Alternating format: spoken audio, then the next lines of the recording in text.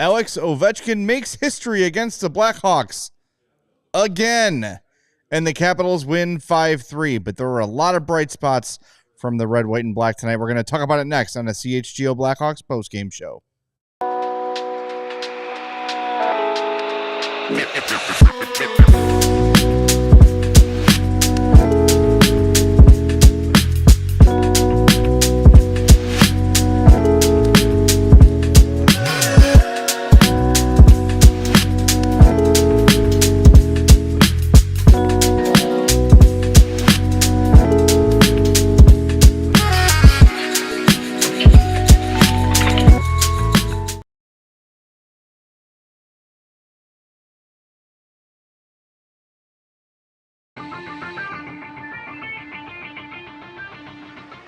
Welcome into the CHGO Blackhawks post-game show presented by Bet365.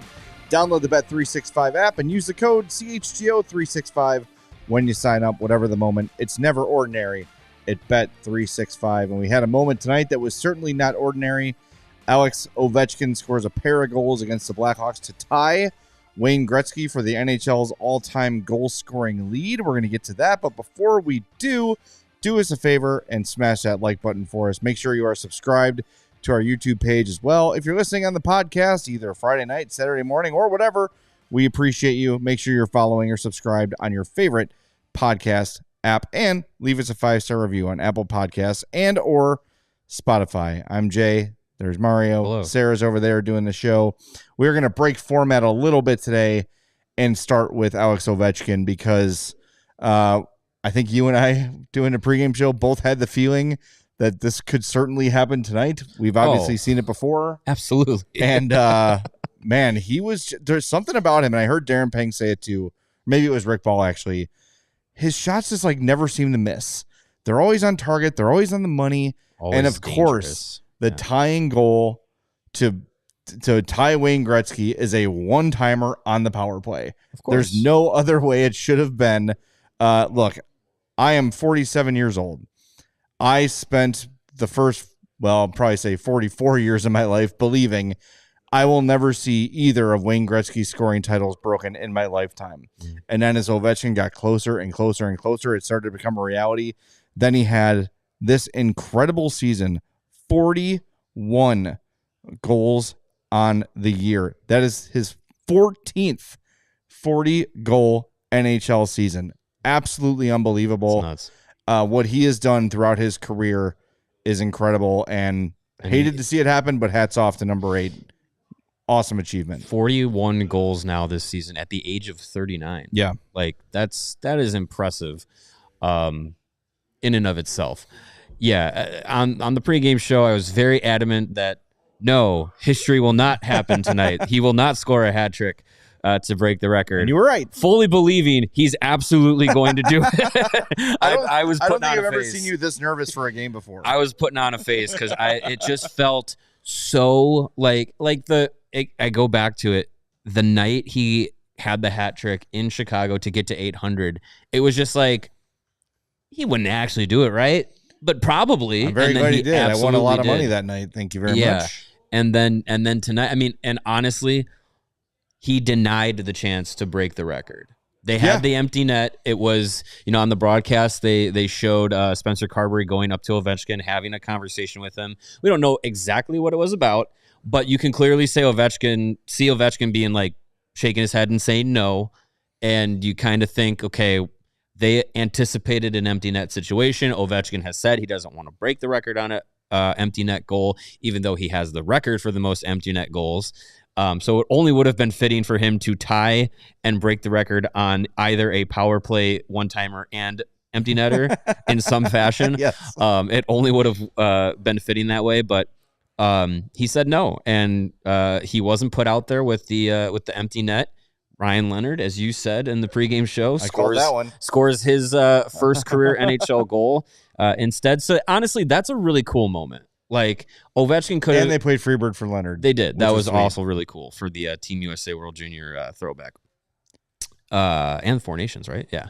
But he didn't play in that one. Anyways, that's just a really cool moment for Ovechkin because it's he's going there and saying like, I totally could just go out there, play the next minute 43 straight, never leave the ice until I get the empty netter. But he says, no, I want to do it. Yeah. With on a real goal. And in doing so, he gives Ryan Leonard the opportunity to go out there, and credit to him. Like, he read the play really well. The Blackhawks played that face-off. They had a face-off in the offensive zone. They won it. The other night, Bedard took the draw and lost it, and then Colorado ties the game, right? With Donato on the ice. Yep. Donato takes this face-off, wins it, and I can't remember the defenseman back there. I was on the left side. It might have been Vlasic. I don't know for sure. Levshunov. Was it Levshunov? Yeah. Okay. Levshunov does not go and get the puck, and Ryan Leonard just beelines it and beats him to the puck, beats him around the edge, and scores the empty netter. Like, just that's a play you'd want to have back, but a cool moment for Leonard, and I just you got tense when Ovechkin got the tying goal, record tying goal, and then they score the empty netter. Spencer Knight goes back on the ice to end the final minute and 10 seconds or whatever, and Ovechkin doesn't leave the ice for the next minute and almost scored, and has like 3 great God. chances. It was crazy. Crazy. It was. I just marvel at the guy who just has this ability. Whenever you see guys who are so supreme, like they reach the highest level of the sport, be it Jordan or Kobe or Patrick Mahomes or whatever sport you want to talk about, where they're like, these guys need another level of the game. Yeah. Like, the highest level is not high enough for them. They're so much better than everybody they play against. And Ovechkin's ability to just put a puck behind a goalie, obviously, is better than anyone in the history of the game. By the way, if you didn't know this, Wayne Gretzky reached the record I wrote this down, and now I can't find my notes. 1,487 games. Yes, it was. Or that was how many games he played to finish his career. Yes. Where do I have this? My God, I know I wrote this. I'm finding it. Hold on. 1,400. Okay, there we go. Got it. So it took Ovechkin 1,486 games to reach this mark. Gretzky 1,487. He did it one game quicker. To score the same amount of goals. Yeah. That's wild. I don't know. I never thought I would see Gretzky's goal record. His point record will never be broken. My favorite stat in sports is that Wayne Gretzky has more assists than any NHL player has goals and assists combined. And by the way, he is still tied for the most all-time in goals. He could have never scored a goal and be the league's all-time leader in points. It's crazy. I always think about Jágr, because part of his prime was spent in the KHL. A lot of it. And he went through 3 shortened seasons. 94, 95 shortened season. Yep. The 2012-13 shortened season, and he lost 05-06 or 04-05. So Jágr, it would have been the only guy that would have challenged that Gretzky all-time points record, but it's crazy. Yeah, Ovechkin, we played in the pregame, Nick Foligno talking about, his passion for the game and still having that, enthusiasm for every goal he scores, from goal number 1 back in 2005 to tonight's 894. He just he has that love for scoring, that love for the game. And I always think back to like when he was a young guy coming up, playing like a bull in a china shop and scoring 50 goals and jumping into the glass. And there were people in the NHL that were just like, hey, this isn't how you do it. Like, this isn't the NHL. And he just said, F that. I'm going to be my own. Be himself. Be myself. Exactly. And I'm going to score as many goals as I want, celebrate how I want, and have fun doing it. And it's an infectious attitude. And I have always loved watching Alex Ovechkin.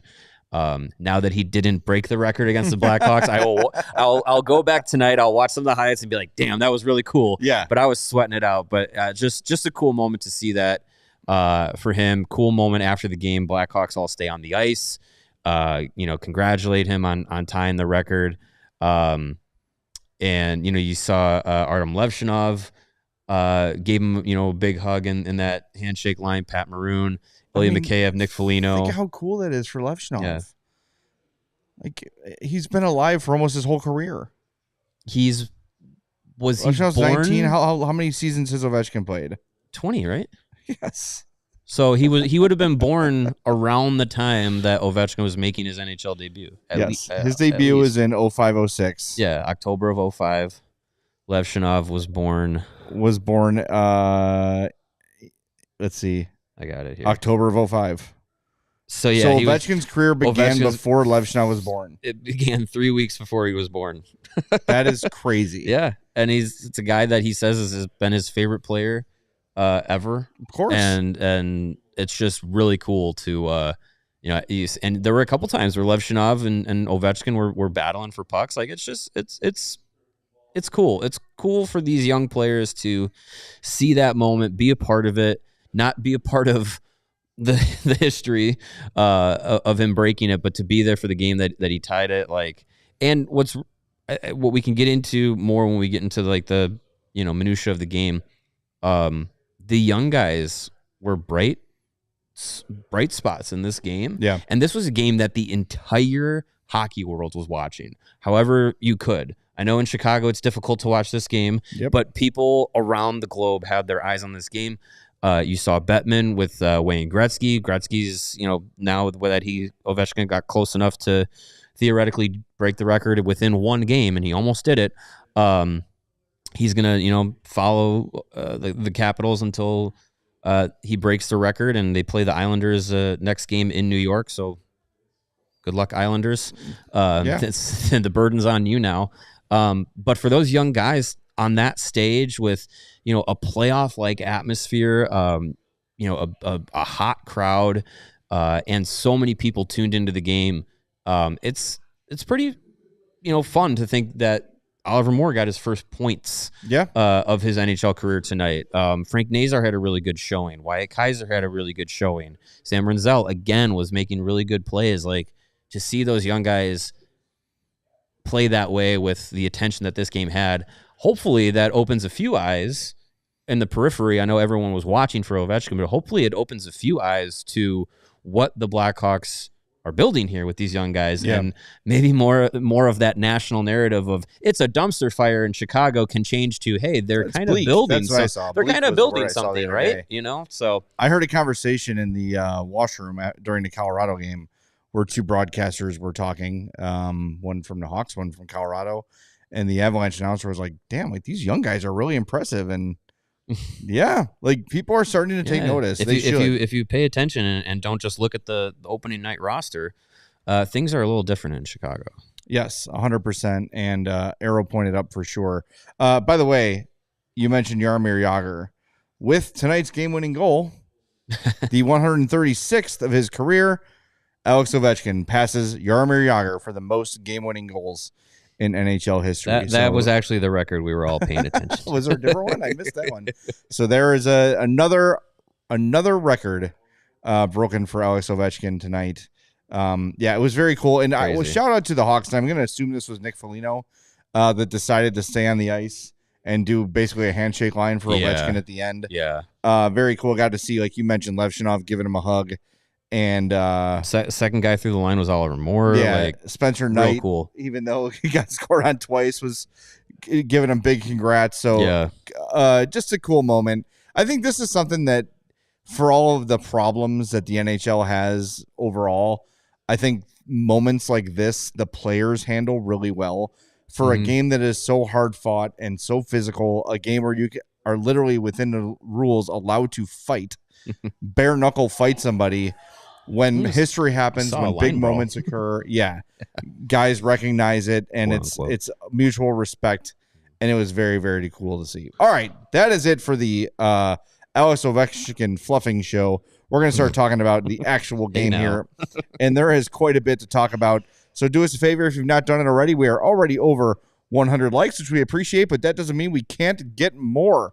Hit that like button. If you were really upset about Connor Bedard's game, hit that like button for us. Lots of you in there today. Let's get to 894 likes. That would be great, but don't break it. That would be too many. 894 on the dot. Can't break the Bears record. We can just tie it. And make sure you're subscribed there as well. Back with more on the CHGO Blackhawks podcast presented by Bet365. And some of y'all need to chill. Mm. And if you're looking to chill or go to bed or fly through outer space, you got to hit up our friends at Sunnyside Cannabis Dispensary, your home for judgment-free cannabis shopping. Sunnyside has everything you need to elevate your summer, and it's coming. Summer is around the corner. Sunnyside is Illinois' favorite dispensary with locations in the city like Wrigleyville and River North, and the Burbs, Champaign, South Beloit, and more. I know that going into a dispensary can be a little bit intimidating if you don't know exactly what you're doing. Well, if you're just starting out, you need some guidance. Maybe you're looking for a different experience than you had back when you were in college. They can help you. Those people at Sunnyside know exactly what you need, and they'll hook you up with some of their favorite brands like Good News and Minis. And if you're an old pro and you've been in the cannabis game for a long time, they've got you covered with over 100 strains on the menu and new ones added daily, and are expertly curated with wellness advisor staff picks collection. So check that out. Visit sunnyside.shop for bright buys every day, including 50% off your first 3 online purchases. Enter promo code HICHGO at checkout to qualify. Exclusions apply. Sunnyside Cannabis Dispensary. Bright buys every day. Only for 21 plus or Illinois MedCard holders. And just like your favorite team needs a home court or home field or home ice advantage, your home needs a home floor advantage, and Empire Today can help you get it. Empire Today has flooring experts, dedicated flooring professionals who focus on flooring every single day. They live, breathe, eat, and sleep flooring. Who doesn't? That's all they do. They've been genetically trained to only care about flooring. They are severed and focused on flooring. They are born for floors. And we've all been to those big box stores, and you wander endless aisles, and then somehow you're hauling all of these materials home, looking for an installer and coordinating everything in yourself. But with Empire, they take care of everything. That's why it's your best bet. Empire Today lives and breathes flooring, like I said, and they will be with you for every step of the way. With Empire, it is a whole different ball game. You get clear, upfront, and inclusive pricing. Plus, you can schedule installation as soon as the next day. You drop something on your floor, you stain it, and you go, well, now I need all new floors. The next day, with Empire, you can get those new floors. Schedule a free in-home estimate today, because some things are just better at home. CHGO listeners can receive a $350 discount when using the promo code CHGO. That's right, a $350 discount with the code CHGO. Restrictions do apply, but visit Empire Today /CHGO, EmpireToday.com/CHGO for full details. All right. Do us a favor. If you've not already, hit that like button. Sarah, any super chats we need to get to you? All right. Pilatus, of course. Pilatus? Says, I don't know. Says, lifelong Hawks and Chicago sports fan. The Bedard trashing is so nuts. Yar. 120 career points, and he's 19. Sometimes we are the worst fans. Well, we're never the worst fans. St. Louis exists. That city is still in the best planet. fans in baseball. Yep, just dude. ask them. Come on. Whenever someone tells you how great they are, believe them. Look, Connor Bedard had a bad game tonight. There's no way around it. The penalty at the end was bad. That led to Ovechkin's game-winning goal. Yeah. But look, like, it's been a rough year for him. There's no doubt about it. But if anyone is, I don't think you can take a look at this year for him personally and look at the dozens of line combinations he's had.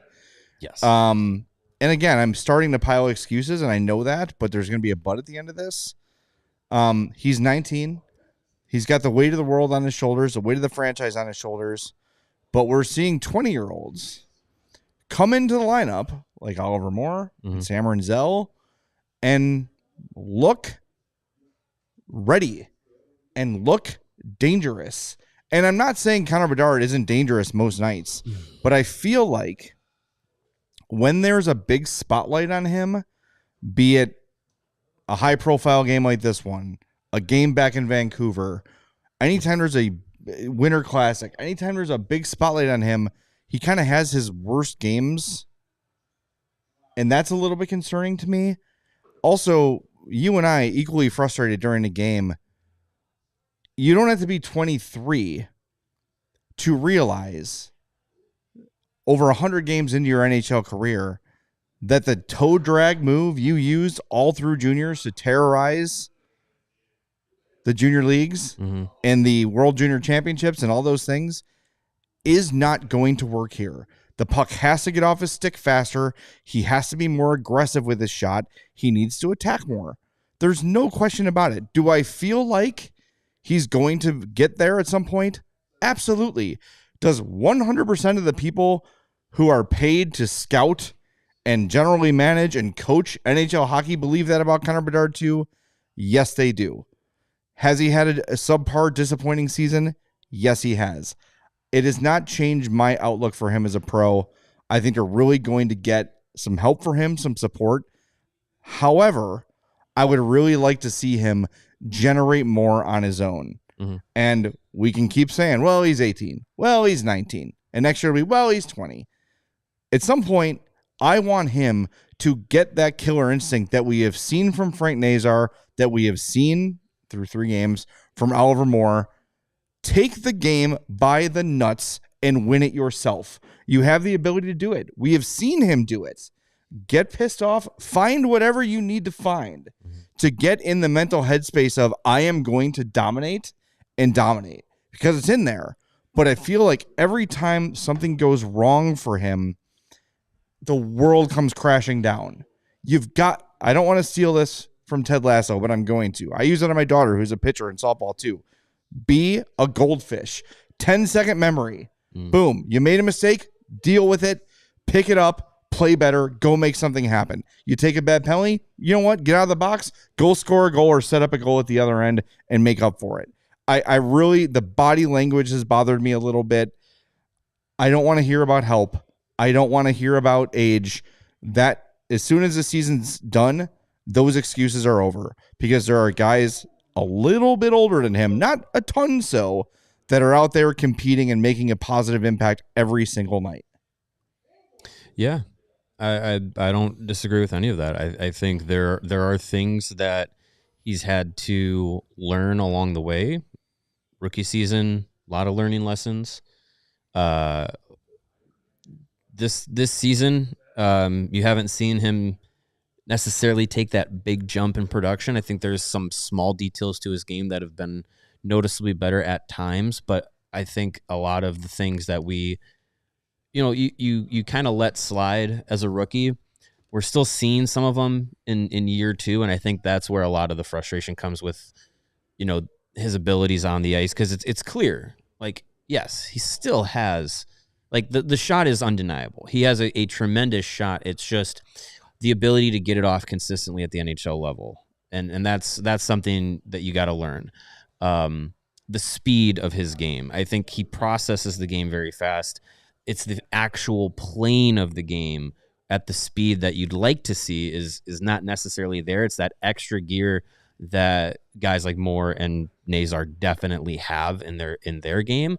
That's something that can be worked on through skating coaches, different, tweaks to your skating technique, getting stronger. And that is something that he will do as he physically matures. And, the fact that we have these expectations on him and are holding him to it, that comes with the territory. Yep. But I think we're not being unfair. We're not being personal. Yeah. But I think objectively, looking at what he's done, you still say, like, you don't need to look at him as if he's the problem. He's very clearly not. Yes. You look at all the stats that pop up seemingly like once a week. It's Connor Bedard is the 2nd ever teenager in NHL history, or 3rd ever teenager in Blackhawks history to do, this many points, this many goals, assists, play this many, all this stuff. What he's doing at the age that he's doing it at is still extremely impressive. Yeah, and he's right on track. And he is in no way has he taken a step back. I think what we're seeing is a young guy who is at different stages of his game, figuring out what can and cannot work at the NHL level. And some of those things it's taking longer for him to figure out. But I as you said, I echo it. I have no doubts that he will figure those things out. He will turn those corners that we're waiting for him to do it. And he'll be 20 next season. Like that, he is still younger than Sam Renzel, Oliver Moore, who both just got here. He's younger than Slaggert, younger than Nazar, younger than Del Mastro, and all these guys. He's younger than all of them. Yeah. So the physical maturity is he's behind the track of those guys. And I just think with some of that, that's where you're going to see that speed take the next step. I think that's where you're going to see, him be stronger in puck battles. His shot can get more dangerous as he physically matures and gets more strength in his lower body and upper body as well. Like those things are still on the horizon for him. So no, I don't have any doubts. I have present moment frustration sometimes, but I don't have any doubts about him being able to be the player that he can be. If you have any concerns about him, they should all be alleviated by the fact that he is the hardest working dude out there. Oh yeah. He is first on, last off every day. He's hockey 24/7. He's not going out bar hopping in Madison. He's not pinching girls in bars. He's not out there saying, look at me, give me all the spotlight. No. All he wants to do is be great at hockey. And for all the people, and I agree, that say he needs to add an extra step to his game, he does. Yeah. No one knows that more than Connor Bedard. Oh, for sure. I guarantee you that will be I think that and faceoffs will be the primary focus of his offseason, because if he can add that step of speed, there have been so many opportunities this year where it looks like he's going to have a rush chance. Yeah, that extra and it doesn't happen. Yeah. At the same time, and I don't have it right in front of me, but he is like top 5 in the league at generating chances off the rush. Like he's right there with some of the best in the league. So again, as you talk about the milestones and the markers, right? The 100 games, whatever, teenager, all those things, he's right there with the Matthews and the McKinnons and the Crosbys and all those guys, right? Is he going to be Sidney Crosby? Probably not. Sidney Crosby is probably a top 5 player in the history of the game, right? Yeah. Is he going to be one of the undeniably, 3 to 5 best forwards in the game at some point? Yes. Everyone believed that going into that draft. I don't think that opinion has changed from anyone. He's going to be fine, but I don't think it's unfair to, when he has a bad game like he had tonight, to call it out and point it. Again, we're not here to tell you, and look, it would be really, we would get so many clicks and so many YouTube short views and real views if we went off and went scorched earth on Connor Bedard every night. You see people around the hockey world doing it every time he farts. Every time Connor Bedard has a mistake or a turnover, there's a video, there's a breakdown, there's some talking head calling him a bust. It sells. If we believed it, we would tell you. We don't believe it, so we're not going to tell you that. He's going to be fine. He's going to be fine. Yeah. It's just, I don't know. I know we're very close to it. And the hype coming into the draft, the tanking in order to get him, raised expectations for him. And people wanted him to be absolutely amazing from day one. And I think he has been very good since day one. He has not been elite. He has not been an automatic superstar. But he is, again, on track to be one of the best forwards in the game. And the best of his career is absolutely yet to come. So stay with it. Mm-hmm. Don't freak out. I can't find this. Don't worry about his plus minus, because if you do, you don't know puck. It's fine. It's going to be fine. He's going to be a really good player. And I would really love to, maybe I'm going to go through my Twitter mentions one day and just screenshot everybody who calls him a bust and calls him soft and points out the plus minus and says they should have taken the defenseman instead of him in the draft, and all the brilliant things I saw on Twitter today. He's in the chat, so that's why I'm saying it. All those things, save them, and then in 3 or 4 years, just post them without context. Here they are. Cold takes exposed. That sounds like a really fun summer-long project for you. I'm not doing it. Someone in Denver can do it. They've got the resources. Sure. Jeez. All right, are we in the break zone? Yes, we are. All right, we're in the break zone. We're going to hit it really hard. Then we're going to come back and not have any more break zones to break at. So it's going to be all hockey all the time once we get back from this break zone. And so do it. Hit that like button. We'll be back in a moment on the CHGO Blackhawks post-game show powered by Bet365. And speaking of Bet365, Bet365 is live in Illinois.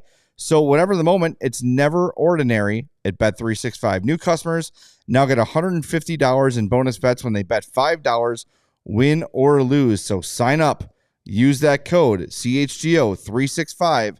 When you deposit $10 and place a bet for $5, you'll get $150 in bonus bets if your bet wins or loses. As far as I know, those are the only two possible outcomes. Push. Damn it. You could push. Well, with their MLB early payout offer, listen to this. You're a winner if your team goes 5 runs ahead with an instant payout on straight bets and parlay selections marked as winners. So do it. Download the app. New customers get $150 in bonus bets when they bet 5, win or lose. Sign up. Use the code CHGO365. Deposit 10. Place a bet for 5 and get $150 in bonus bets if your bet wins or loses. Bonus bets can be used on the spread, totals, player props, futures, and more. Whatever the moment, it's never ordinary at Bet365.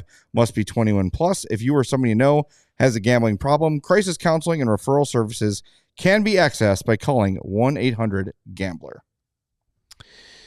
And if you want to use Bet365 from right there in the stands, yeah, you can with our friends at Game Time. Game Time has an awesome new feature called Game Time Picks that makes getting tickets to see your favorite teams play live even easier. Game Time Picks filters out the fluff to show you only incredible deals on great seats so you don't have to waste time searching through thousands of tickets. And if sports are not your thing, you can get tickets to basically anything with Game Time, whether it's sporting events, theater shows, concerts, comedy shows, anything you want. Game Time has a ticket for you.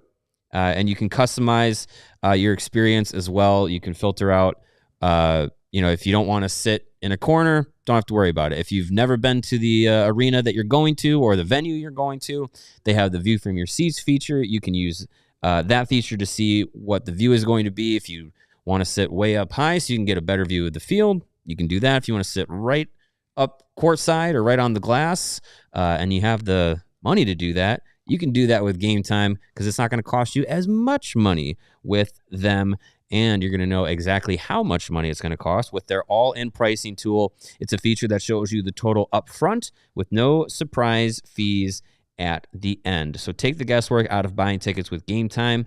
Download the Game Time app, create an account, and use the code CHGO for $20 off your first purchase. Terms do apply. Again, download Game Time, create an account, and redeem the code CHGO for $20 off.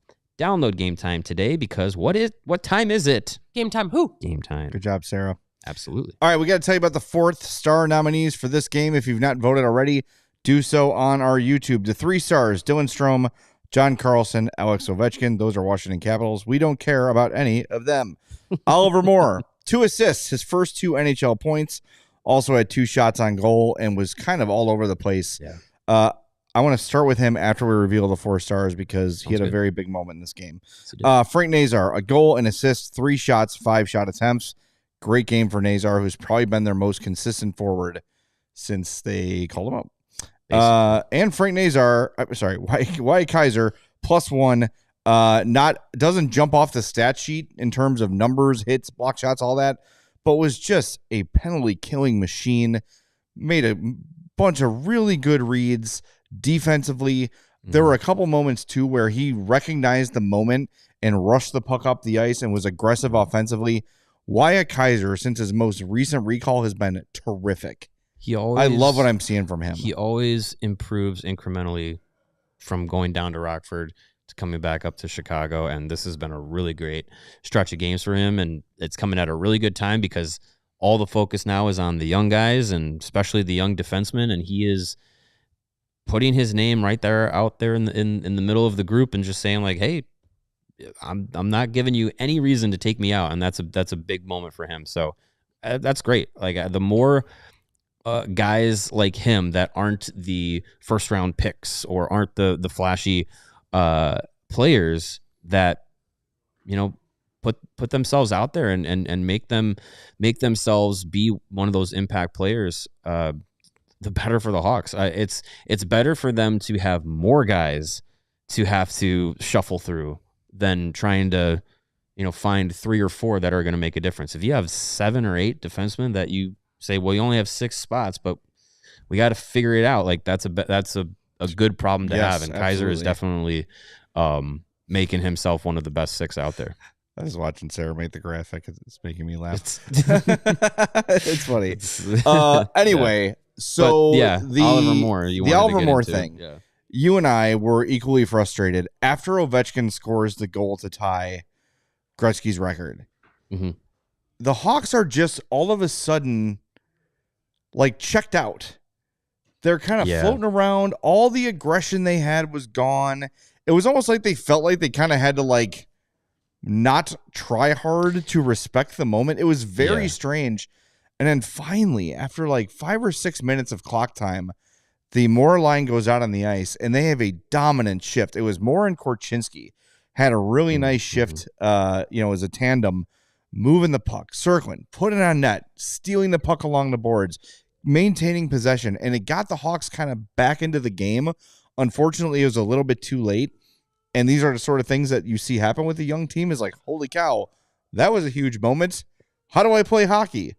Oliver Moore, who is 3 games into his NHL career, was the guy along with Kevin Korchinski to kind of like yank them out of that muck that they were in and get back to the game they'd been playing, because for the vast majority of that game, the Hawks were neck and neck with the Capitals. Yeah. And we've been saying this about the Hawks for the last couple weeks. They're hanging with Colorado and they're hanging with Washington and they're hanging with good teams. Ultimately, they blow a lead and lose, but they're right there with those guys. And like at this point, it's undeniable, like that they are playing, to me, their most complete games that they've played all year. The results haven't been there on the score sheet, right? Obviously, in the standings, but the performances and playing well against good teams has been, and it's super encouraging. Yeah, I mean that it's understandable that you have that moment. Ovechkin scores, gives them the lead, so it's like, okay, that's kind of stinks. And then you stop the game and you have the fanfare and everything, and then it's like you got to pick it right back up and get back into it. And it's understandable that those guys, especially some of the young guys, could be caught up in that moment and having to kind of like jump back into it as you have that, an unnatural pause in the game that you usually wouldn't. Yeah. You have to stop and kind of have all this, recognition and stuff. But they did snap back into it, which was good to see. They pushed through, like you said, Oliver Moore, Frank Nazar, like they were guys that were buzzing tonight. In the second period, after Moore got his second assist on the Kurashev goal, he was playing with a ton of confidence. Yeah. Like he was all over the offensive zone, controlling the puck, distributing, had a couple like no-look backhand passes that actually connected to where they were supposed to go, which was wonderful to see, because with this Hawks team, a lot of those don't go to where they're supposed to go. And, the more that these guys like Oliver Moore and Sam Renzel can play with that confidence and kind of roll over from what they had, in college and with Minnesota and how their seasons went. I know it didn't go exactly how they wanted to go, but same thing with Frank Nazar last year. Like they come in buzzing off of, the NCAA postseason and having, really impactful years, and you bring that to the NHL and you just let them keep spinning the wheels in that direction, and you kind of hit the ground running at the end of this season, and you jump into a lineup in a locker room that is, for the most part, some the guys that have been here all year, they're looking for someone to have kind of that spark, because as you get to this grinding end of a season for a team that's second to last in the league, it's hard to find that. So you get guys like Moore and Renzel in here, and they bring that to the team, and it kind of elevates everybody else.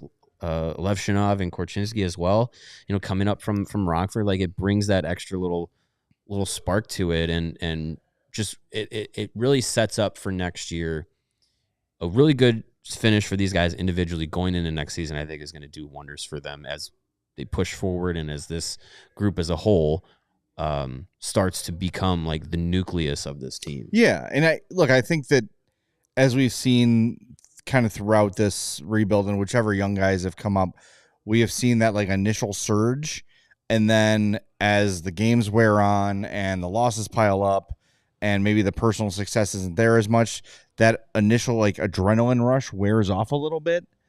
And I think we're in that level now of the adrenaline rush with Renzel and with Moore, and I think Levshinov is still in there too. But like Nazar is the one guy who's really been, and Slaggert are the guys who have really been here for a long part of the season. Mm-hmm. It's hard to evaluate Slaggert because he's not a guy whose game is ever going to be point production.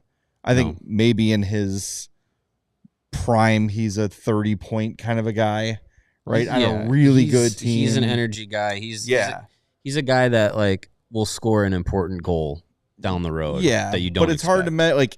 Is he struggling? Well, yes, he's struggling to produce, but he's still doing Landon Slaggert things, which you want to see. Right. Not everyone's role is going to be score 50 goals. Right. But Nazar has seemingly not really found that valley yet.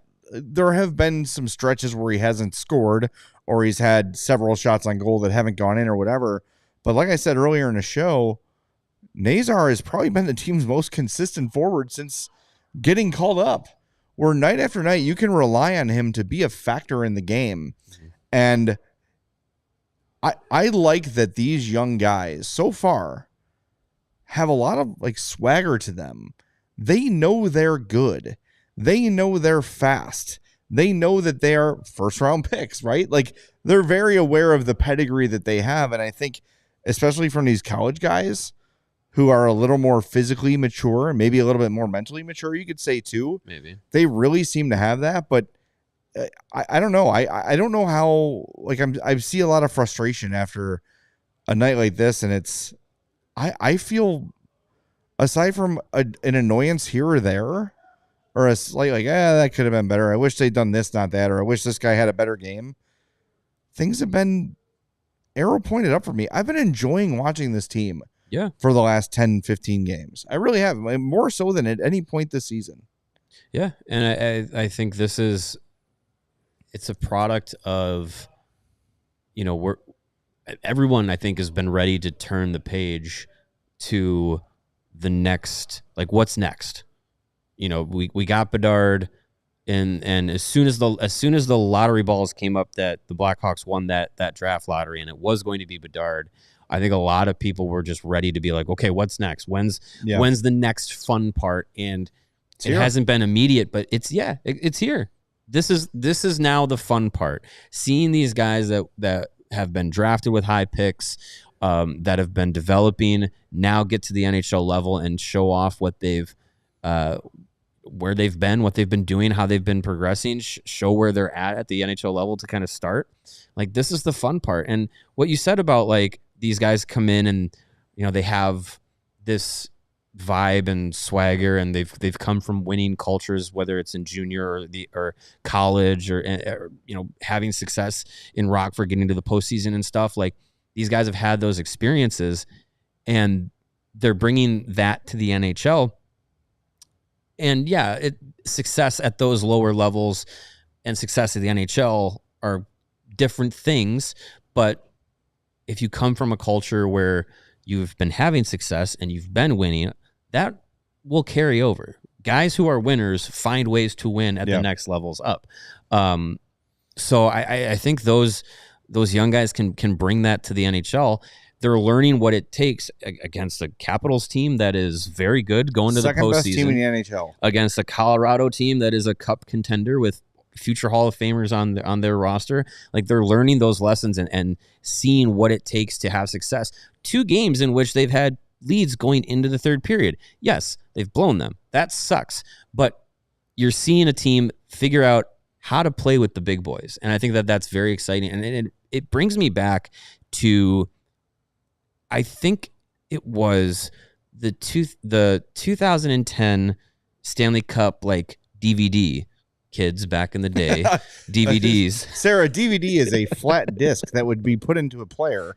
I still have my VHS, by the way. That Oh, still good. works. That's great. Is it ironically? Do you have it ironically? Like no, it's the one I had from my childhood. It still works. Is it the one with the TV and VCR one piece?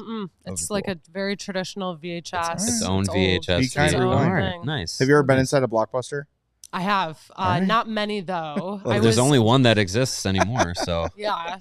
Anyway, sorry. Anyways. 2010 DVD. I believe it was the 2010 Cup DVD. I can't remember who said it, but there was a comment about the previous season when they went to the Western Conference Final in 2009. And one of the players was saying, like, we were a bunch of young guys that just didn't know better. Yeah. They didn't know any different. They just went out there and just played freely and wound up getting to the Western Conference Final against the eventual Cup champion, defending Cup champion Red Wings. And I'm not saying that this team next year is going to go out and get to the Western Conference Final. You heard it here, folks. But that kind of mentality, I feel like can come with this group of guys of they're coming in, they're young. They're starting to figure out, they can start to figure out the NHL. And if they don't know any better, they might just go out there and mess around and win a couple of games next year that they're not supposed to because this group is coming together. And what Kyle Davidson wanted to lay out was that, with the off-ice prospect camps and Connor Bedard, yes, he's the focal point, he's the superstar, all that stuff, but he wants to be one of the group. Like that group being pushed up together can just elevate everybody around them, and you can all do it as a unit. And you talk about, the team mentality, and I just feel like there's a lot of growing together that this group can do, and doing it at the same time can be exciting, and it can generate some really good hockey down the road. And it would be great if it's as soon as next season. But I think we're starting to see even just little glimpses of that from these guys as a group through these final few games here. We were talking about it during the game. Imagine the team that was on the ice tonight, but instead of Philip Kurashev or Pat Maroon, all respect to both those guys. I love Pat Maroon especially. It's Mitch Marner, or it's Brock Besser, or it's Nikolai Ehlers, or it's Sam Bennett. And instead of whoever you deem the sixth best defenseman on this team, it's somebody like Aaron Ekblad. Yeah. Out there, right? Like, so they get two stud forwards. Maybe it's not Mitch Marner. Maybe they end up getting from the B tier, or maybe they sign one and trade for one. And then they add a veteran defenseman still with good hockey in their future. Mm-hmm. And tell me how different this team looks. And those 3-2 leads that become 5-3 losses with an empty netter suddenly become 4-2 wins, right? Like that's a big difference. And you look again, especially how it's gone lately, where they're good, they're up, and then they fall apart at the end. They just run out of gas, or a bad penalty happens and they inevitably get scored on, or whatever it might be. They can't overcome those lapses. Mm-hmm. You add a handful of, and they've got, what do they got to spend, like $60 million to get to the cap floor? It's a lot. Like they've got to spend 30. An astronomical amount of money. Yeah. So they have to, so they're going to. You hope you don't sign any bad deals in there, but like you can see, like someone in the chat said, like Montreal and I forget the other team you mentioned that was rebuilding. Here, it's Shy Beagle says Montreal and Columbus picked top 5 in Bedard's draft. Both teams made huge improvements in the standings. Blackhawks still look like they're in year 1 of the rebuild. Yikes. Look at the rest of the roster. Yeah, Montreal's drafting years ahead of them. Drafting in the top 5 whilst also having already Cole Caulfield and Nick Suzuki. Right. Like those are big pieces of their team. And Columbus, before Johnny Gaudreau passed, was attempting to contend. Mm-hmm. They had a horrible year and got Adam Fantilli, But they've got Zach Werenski, who's having a Norris Trophy caliber year. Fantilli's been good, 20 points behind Bedard, but still good, right? Like they've got a good team that was trying to be a winner, right? And had a bad year where they fired their GM, fired their coach, kind of redid everything there, and it's worked. But they're years ahead of the Hawks in terms of rebuild. Everyone is so like, Connor Bedard is here, so the rebuild is over. Right. That's not the case. And when you hear people say, and I've heard a lot of people say this, that the Blackhawks got Connor Bedard too early, that's what they're talking about.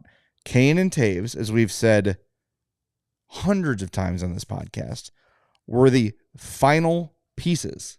Well, Hossa was the final piece, but Kane and Taves were basically the final draft pieces for the Blackhawks Cup runs.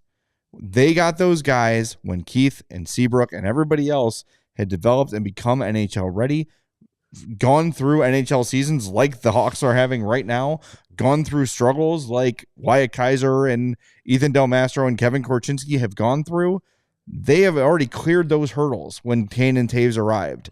So that's why it feels different with Bedard. Like, okay, we've got our Kane. Yes, but the guys behind Kane or before Kane are not here yet, or they're starting to finally get here. It's reversed. It's a upside down pyramid, or however it goes. Because you got your cornerstone before you had all the rest of the pieces ready to go. But now those rest of the pieces are finally catching up. Yes. No, not necessarily catching up, but they're finally here now, because it takes time for a lot of those players to develop. Not every development path is linear. Not every first round pick is immediately going to go into the NHL. And like I said with Montreal, like they had young guys already here with their top 5 picks. Same with the example, the Blue Jackets already had Kent Johnson on their team when they drafted Adam Fantilli. They had Cole Sillinger on their team when they drafted Adam Fantilli. So they had those young guys already here, or already there and playing in the NHL when they got those picks. So it's, you look at the Colorado Avalanche when they were really bad and got Nathan McKinnon. They also had Gabriel Landeskog on that team. Those teams had young pieces already in place, and it took time, and then they became perennial contenders and eventually a Stanley Cup champion. So I still come back to feeling like, this is a group that all those pieces are starting to fall in place. And now it's getting the ingredients of the cake is there. Now you got to put it in the oven and let it become cake. Yeah. I went back and looked at the 2022-23 Blue Jackets, which are the 58-point team that led to Adam Fantilli at number 3. Gaudreau, Laine, Jenner, Roslovic, Johnston, Marchenko.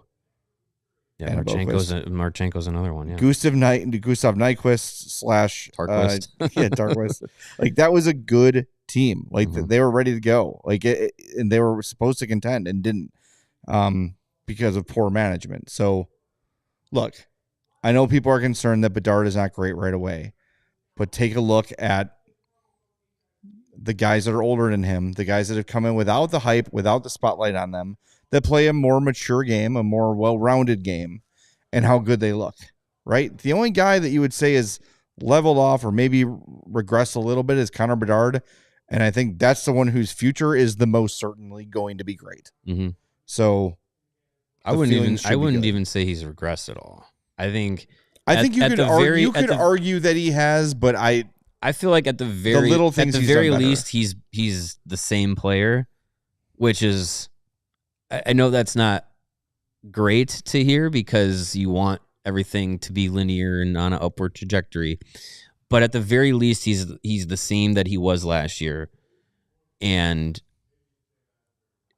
honestly, like, it really just feels like the way that the team is being built and the work ethic that he has, there's really only up where he can go from here. And I don't have any belief in me that this is who Connor Bedard is. Like there is way if more you think untapped. This is a finished Connor Bedard, I don't know how to help way you. more untapped potential in him than being a 60-point guy who's going to be a quote-unquote bust. Like, absolutely not. Like, if Bedard takes a step back at any point, I will be shocked. And I really don't feel like he's taken any steps back. If anything, like I said, he is the same guy that he was, and there's still tons of room for improvement, and that's a good thing. Yeah, it's hard to wrap my head around the people that just want to pull the ripcord on Connor Bedard. It is so weird.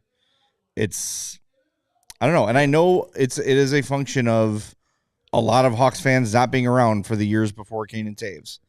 And I'm not trying to gatekeep or anything like that, but we all got very spoiled by that. Because not only did you have that, all your draft picks hit aside from Cam Barker, right? Mm-hmm. Brandon Saad was great right away. Then later you sign Panarin, he's great right away. Teuvo Teravainen is good, not great right away. Quenneville didn't like him because he was young. That played a role. Sure. But went to Carolina and immediately found success. But you can't look at now and look at the dynasty and say, why aren't these things the same? Because they're just not, and they won't be. And there's very few teams in the history of the game that win, 3 Stanley Cups in the course of 5 years. Right. It's not the norm. And I know LA did it. Pittsburgh won a bunch of cups, yes, but that's not normal. Mm-hmm. And if you look at recent history, it hasn't really happened. So I know we get caught up in comparisons because it's where our minds are and it's where we hope this ends up. It's all of what sports is. You compare futures to pasts, and of course, players but just to each other. If you're trying to say why isn't Connor Bedard Patrick Kane yet, you are just going to cause yourself undue misery. Sure, that's kind of my point.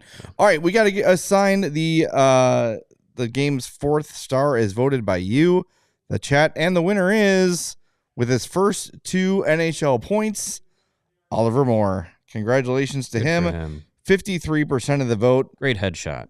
Really good. Let me just say, there's no action shots, huh? There's no ISO photos. There's no action shots. I'm surprised this that is there's the best no, I got. I feel like Hawks home games are usually pretty good for photos, and you'd think for him and Renzel having their solo lap at home. Unfortunately, all they cared about was the other team tonight. There was how dare they? Any photos of whatever. How actually dare they? What? They're trying to break a record or something? Yeah, I kind of looked and I was like, well, I clearly know what the photographers were caring about.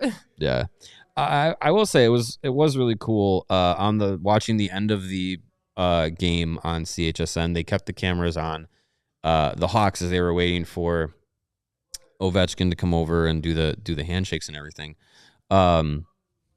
It was really cool. Oliver Moore was second in line behind Foligno to congratulate Ovechkin, and this is Ovechkin's moment. This is the Hawks recognizing that and everything. That's why they're there for it. But you see Sam Renzel come over to Moore, give him a big hug, probably say congratulations, way to go, all that stuff for his first points.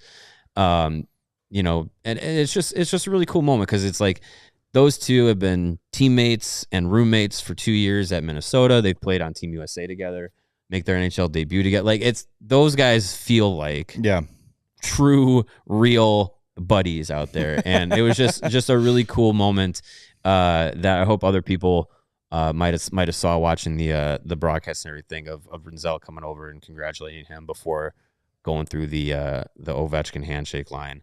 That was just something that was cool, and it's just, again, it's one of those moments between these young guys that I just feel like gets you excited for what is happening now and what is coming next year. Yep, it's very clear what's on the short horizon here, and then you talk about whatever happens in the offseason acquisition-wise and another potential number 1, number 2, number 3 overall pick, and another first-round pick later this round, and nothing but draft capital ahead. it's coming. Yeah. But I finally feel like right now the patience has started to pay off for people as you're getting a glimpse of, okay, they keep adding guys, and one is more impressive than the next. Mm-hmm. It just keeps happening. Impressive. Moore, Renzel, Levshinov. Like they're all doing well and turning heads. And like we've mentioned it a lot since Levshinov's been called up, and he hasn't been perfect. He's been an adventure, which we knew he was going to be. And I have a feeling that for a lot of his career, he might be an adventure just because of the way he plays. Mm-hmm. The Demidov stuff is quieted down. We haven't had the Demidov army in here every night talking about, and I know he had a good game today. He had 2 goals in his Russian playoff game. But people are seeing it. You're starting to see it. Lebowski says Boisvert is coming, Yeah. There's more in the pipeline. Lardis, Vanacker, Spellacy. AJ Spellacy almost made the team as an 18-year-old this summer because he was so good. Yeah. You got Aiden Thompson, Ryan Green playing in the Frozen Four next weekend. I think it might be. No, this weekend. So yeah, I mean there's a lot in the pipeline. A lot of future pieces that are going to be very important to this group.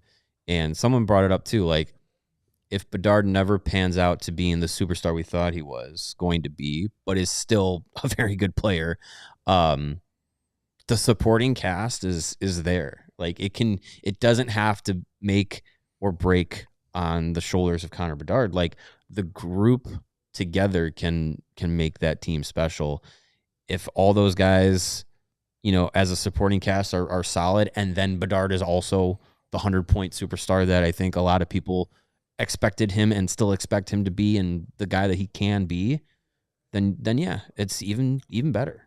Yep. All right, we are going to wrap things up. We are back Sunday, Hawks and Penguins. Home game. Should be fun. That's the game Sidney Crosby on the U. I think it's That's the game on the U. Is it that one, or is it because they play the Penguins twice? It's Sunday the 6th or whatever. It's set on the commercials. Okay. Pretty sure. Nope, it's Tuesday night. All right. Yeah, Tuesday night. That one will be on the U. Is it also against the Penguins? Yes. Oh, they play the Penguins back to back. That's what's screwing me up. So anyway, we'll talk to you. Just stop listening to me. Sunday night after Hawks and Penguins round 1. Right here on a CHGO Blackhawks postgame show presented by Bet365. We all silly like the mayor.